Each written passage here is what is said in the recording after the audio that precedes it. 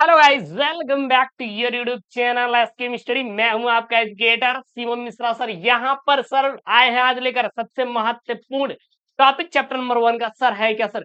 Gauss का नियम। अरे गुरुदेव, कब कब आया है? तो देखिए 2020 में आया था, साथ ही साथ 2022 में भी आया था, और इस बार तो हद ही हो गई थी गुरुजी। 2024 बोर्ड परीक्षा में पूछ लिया था गुरुजी। अरे गुरुदेव, तब तो ये बहुत ही जहरीला प्रश्न। बिल्कुल सर, गॉस करिए, it is important question sir. ये यूपी बोर्ड एग्जाम के लिए आपका, जी हाँ, भौतिक विज्ञान का सबसे इंपॉर्टेंट वाला टॉपिक, बहुत ही प्यारा वाला टॉपिक, और हर साल रिपीटेड टॉपिक। यहां से दे देगा कि विद्युत की में गॉस का प्रमेय लिखिए, या फिर गाउस का प्रमेय क्या है, या फिर गॉस का नियम किसे कहते हैं। मतलब गुरुजी कुछ भी पूछेगा, गुरुजी किधर से भी पूछेगा, तो मैं सिर्फ एक ही चीज लिखना है, ठीक है ना। मैं लगा देता हूं सर, मोस्ट आईएमपी वाला टॉपिक। सबसे पहले ध्यान देना, मोस्ट आईएमपी वाला क्या है ये सर? टॉपिक है सर। ये हमारे बोर्ड में सर कितने नंबर का आता है, तो ध्यान देना। या फिर ये 3 अंकों का आएगा पेपर में, या फिर ये आपका 2 अंकों का आएगा, ठीक है ना। और यहीं से आपका ऑब्जेक्टिव भी उठेगा, ऑब्जेक्टिव ऑब्जेक्टिव भी आएगा, और यहीं से आपका अति लघु उत्तरीय भी आएगा, अति लघु उत्तरीय भी आएगा। सर ये हम सारे टॉपिक क्लियर करेंगे, टेंशन मत लेना। अगर ये आपका 3 अंकों में आया तो क्या आएगा सर? लघु उत्तरीय में आएगा। क्या आएगा? लघु उत्तरीय।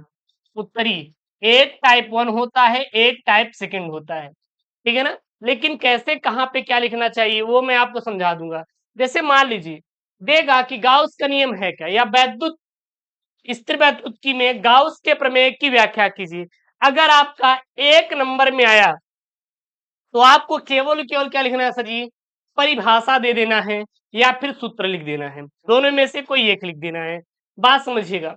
अगर सर हमारा क्या आया सर, 2 नंबर का आया, तो आपको परिभाषा के साथ साथ सूत्र लिखना क्या हो जाएगा? इंपॉर्टेंट हो जाएगा। तब आपको सर 2 नंबर मिलेगा। अगर सर 3 नंबर में आया तो सर परिभाषा, सूत्र और इसके गाउस के नियम के अनुप्रयोग, ये भी आपका लिखना क्या हो जाएगा? इंपॉर्टेंट हो जाएगा। बात समझ में आ रही है? अच्छा सर गुरुजी, ऑब्जेक्टिव में किस प्रकार से आएगा? तो ऑब्जेक्टिव में आएगा, जैसे इसी में है वैद्युतशीलता भी जुड़ेगा। वैद्युतशीलता का मात्रक क्या होता है, ठीक है ना। तो इस प्रकार से वो आएगा, तो ये इंपॉर्टेंट है, लगा लीजिएगा। ये 2020 में भी आया है, XT XU XX paper code में, 2022 में भी बना है, और 2024 में भी इस साल आपका आया हुआ प्रश्न है। सर स्थिर वैद्युतिकी में गॉस का नियम लिखिए, पेपर में देगा, या फिर देगा कि गाउस का नियम क्या होता है। गाउस का नियम क्या होता है, ये पेपर में देगा। तो सर गाउस का नियम किसे कहते हैं, या गॉस का नियम क्या है?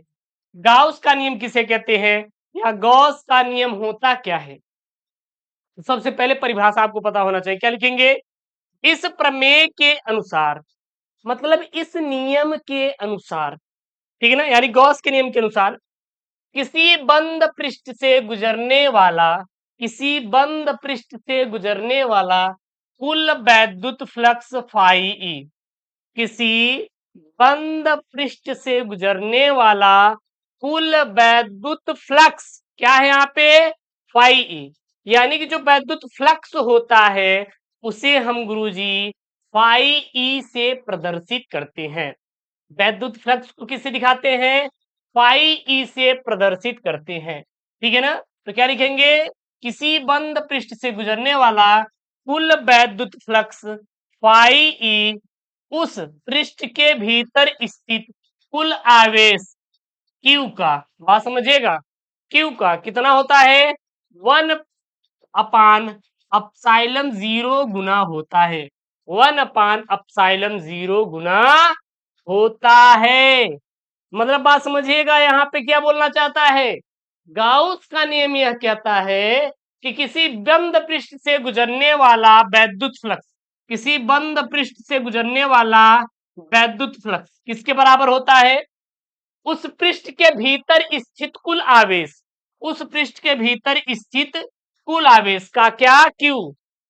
कुल आवेश क्यू का मतलब क्या होता है?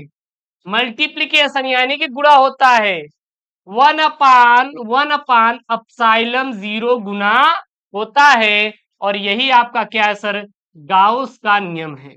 यही आपका सर क्या है, गाउस का नियम है। बात समझ में आई क्या? गाउस का नियम क्या होता है? अगर आप आपके पेपर में आएगा तो आप क्या डिफिनीशन देंगे?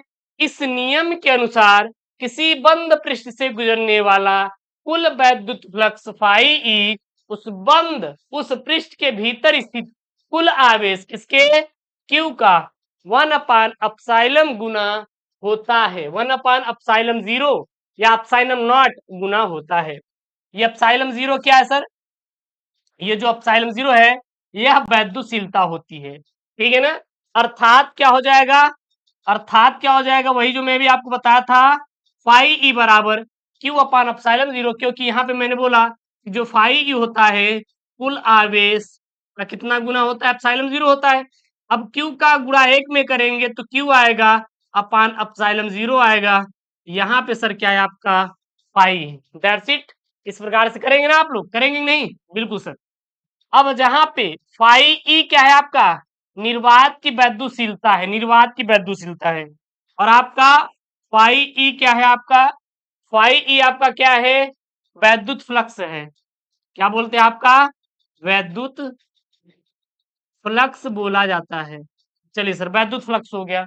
और हमारा क्यू क्या है, क्यू जो है गुरुजी आवेश है। क्या है आपका, आवेश है, ठीक है गुरुजी। तो यहाँ पे गुरुजी जो हमारा अपसाइलम 0 है ये क्या है, निर्वात की वैद्युशीलता। क्या कहते हैं सर, निर्वात की वैद्युशीलता कहते हैं। अच्छा गुरुजी, अपसाइलम 0 का मान कितना होता है, या फिर अपसाइलम नॉट भी बोलते हैं। अपसाइलम नॉट का मान कितना होता है, 8.854 गुणित 10⁻⁻12 कुलाम स्क्वायर प्रति newton into metre square, coulomb square प्रति न्यूटन इंटू मीटर स्क्वायर। यहां से सबसे मोस्ट इंपॉर्टेंट वाला सवाल पूछा गया सवाल है, ध्यान देना यार, पूछा गया सवाल है, ध्यान देना। एक सवाल मैं आपको लिखने जा रहा हूं, सबसे मोस्ट आईएमपी वाला सर क्वेश्चन है, ध्यान देना कि वैद्युत शीलता का मात्रक होता है, वैद्युतशीलता का मात्रक होता है। तो वैद्युतशीलता का अगर कोई मात्रक आपसे पूछे तो क्या होता है गुरुजी, कुलाम स्क्वायर, कुलाम स्क्वायर प्रति न्यूटन, श्रीराम सूत्र लिखते हैं, कुलाम स्क्वायर प्रति न्यूटन इंटू मीटर स्क्वायर गुरुजी होता है। तो वैद्युतशीलता का मात्रक, यह आपके ऑब्जेक्टिव में 1 नंबर का पूछा गया सवाल है। वैद्युतशीलता का मात्रक क्या होता है, कुलाम स्क्वायर प्रति न्यूटन इंटू मीटर स्क्वायर होता है। वैद्युतशीलता का मान कितना होता है, अभी जब हम न्यूमेरिकल को सॉल्व कराएंगे आपका एक एक करके, जितने भी न्यूमेरिकल है तो वहां पे इसका यूज होगा। 8.854 गुणित 10⁻12 कुलाम स्क्वायर प्रति न्यूटन इंटू मीटर स्क्वायर होता है। ठीक है, इतना है, स्क्रीनशॉट कर लीजिए। गॉस का नियम या गॉस का प्रमेय कुछ भी दे तो बस यही आपको लिखना है। बहुत ही छोटा परिभाषा, बहुत ही प्यारा परिभाषा लेकर आ रहा हूँ, बहुत ज्यादा टफ नहीं रहेगा, ठीक है ना। कर लिए स्क्रीनशॉट। चलिए अब आपका पेपर में आएगा कि गुरुजी गॉस के नियम के अनुप्रयोग क्या क्या हैं। गाउस के नियम के अनुप्रयोग, तो इसके 3 अनुप्रयोग है। सबसे पहला वैद्युत क्षेत्र का निर्धारण करने में, दूसरा वैद्युत क्षमता का निर्धारण करने में, तीसरा विद्युत द्विध्रुव का विश्लेषण करने में। यानी कि गाउस के नियम का उपयोग करके हम विभिन्न प्रकार के आवेश वितरणों के लिए वैद्युत क्षेत्र की गणना कर सकते हैं। अगला, गाउस के नियम का उपयोग करके हम विद्युत क्षमता का भी निर्धारण कर सकते हैं, जो एक बिंदु पर कार्य करने वाले वैद्युत बल का क्या हो, माप हो। अगला पॉइंट में क्या लिखेंगे, गाउस का नियम वैद्युत द्विध्रुव के कारण उत्पन्न वैद्युत क्षेत्र का विश्लेषण करने में भी क्या होता है, हेल्प करता है। तो यह है आपके गाउस का नियम, गाउस का प्रमेय, या फिर देगा कि गुरुजी स्थिर वैद्युतिकी में गाउस का प्रमेय लिखिए। तो गाउस का नियम, गाउस का प्रमेय कुछ भी दे सर, यही आपको छाप देना है और आपको कुछ भी नहीं करना है। मैंने हर एक चीज जो समझाया यहाँ पे याद कर लो। इसका मैं पीडीएफ, सर इसका पीडीएफ कहाँ पे मैं दे दूंगा, आप टेलीग्राम चैनल एसकेएम स्टडी से जाकर डाउनलोड कर सकते हैं। एसके मिस्ट्री टेलीग्राम चैनल का लिंक डिस्क्रिप्शन बॉक्स के अंदर मैंने दे रखा है, जाके वहां से आप प्राप्त कर सकते हैं। कोई दिक्कत आए तो बिल्कुल आप कमेंट बॉक्स में मेंशन करिएगा और प्यारा सा आप कमेंट जरूर करिएगा। ओके दोस्तों, थैंक यू, जय Hind, take care, bye bye.